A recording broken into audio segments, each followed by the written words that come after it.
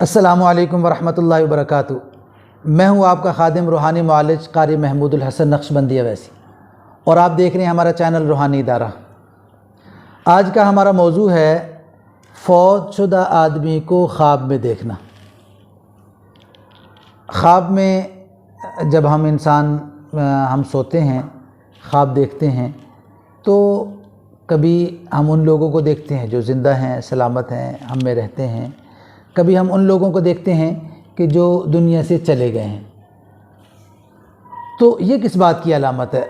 तो याद रखें कि जो आदमी फौत हो गया ना, उसको ख्वाब में देखने का मतलब है कि आपको उससे मोहब्बत है। अगर आप ये समझते हैं कि भी मुझे तो उससे मोहब्बत नहीं है, तो फिर मैंने ख्वाब में क्यों देखा? तो फिर आप गौर फरमाएंगे कि फ़ौत शुदा आदमी ने आपको कोई बात बताई होगी, किसी बात की ख़बर दी होगी। तो जो उसने ख़बर दी है ना, वो ख़बर सच्ची है।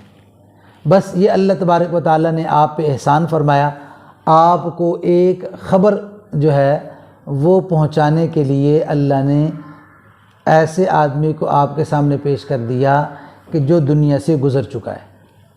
इसलिए कि जो आदमी फौत हो गया वो ऐसी जगह पे चला गया कि जो जगह सच्ची और पक्की है।